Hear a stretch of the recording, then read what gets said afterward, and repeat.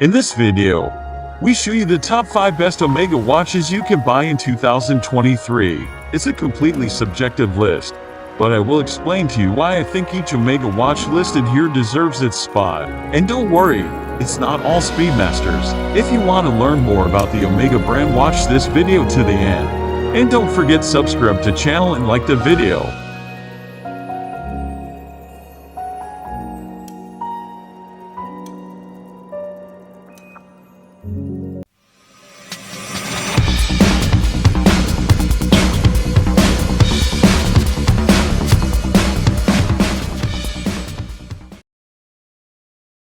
It is a watch targeted at the enthusiasts who show appreciation for this hand-wound movement with a calm wheel mechanism, no co-axial escapement, no silicon hairspring, no master chronometer certification, none of it. If you want those things, then this watch is not for you. Please refer back to #1 on this list. It has the same diameter as the Speedmaster 105.3. The reference that was also the last watch worn on the moon by Gene Cernan. It was actually his watch that Omega scanned to get the precise dimensions of both the watch and the 321 movement, as the original drawings of those watches and movements were long gone. The bracelet of this Speedmaster Omega watch deserves an article of its own. Omega has a special workshop in Biel, where they hand-build these Speedmaster watches with caliber 321. It's quite a different approach from their industrialized watchmaking for nearly any of their other watches. Because of this traditional approach, Omega is only able to manufacture between 1,000 and 2,000 of these caliber 321 powered watches per year. It is just amazing, and it is based on those flat, lightweight bracelets that Omega used in the 1950s and 60s.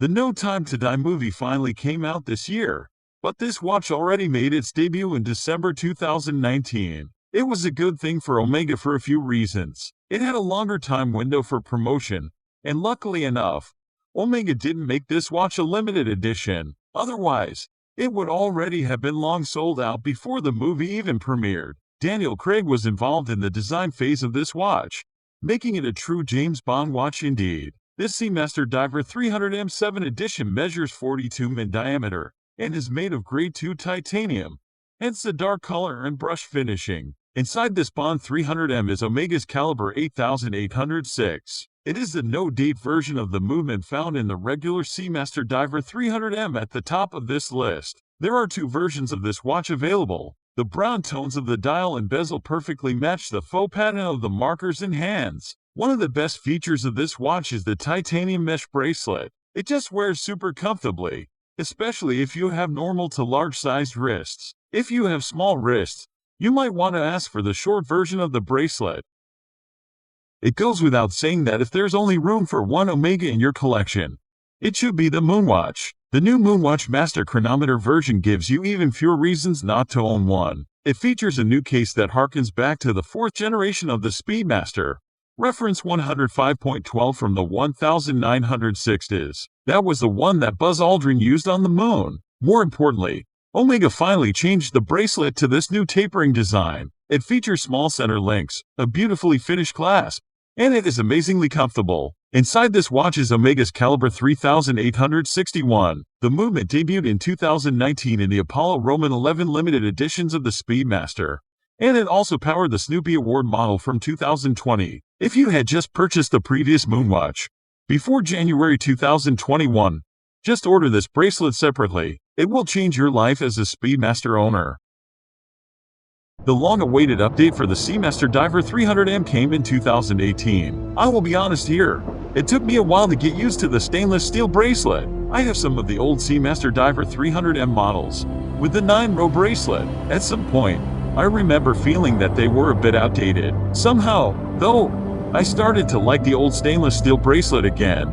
And now the new bracelet feels a bit too cleaned up. What can I say? I grew up in the 1980s and 90s. Other updates were the size, from 41 to 42, a ceramic dial and bezel, and of course, an in-house developed movement. The 300M was and still is Omega's bread and butter watch, but it was also one of the watches that, in its previous iteration, still depended on an ETA-based movement modified with a coaxial escapement. This caliber 8800 is certified as a master chronometer and visible through the case back of the watch. With a water resistance of 300 meters, there's almost no reason to take this watch off the wrist. There's a bunch of variations of the 300M in all sorts of colors and materials, including chronographs. Then, of course, there's the special titanium version for the latest Bond movie.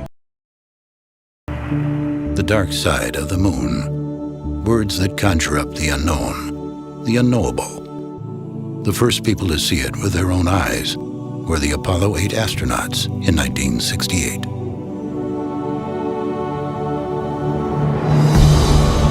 To honor one of history's great achievements, Omega created a watch as evocative and mysterious as its name, a watch that celebrates the legendary Speedmaster professional strapped to the wrists of those astronauts. A still fragile single block of ceramic, stark and unadorned, is heated to a smoldering 1400 degrees Celsius, hardening it and reducing it to the right size to transform it into a watch case. Producing this dramatic black case body offers particular challenges. In fact, ceramic material is now so hard that it has to be machined with diamond tools.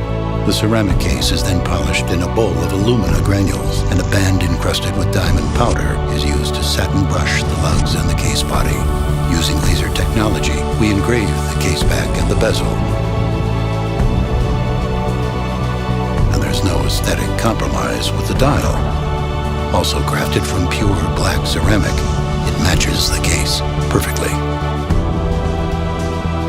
Two blackened subdials complete the effect.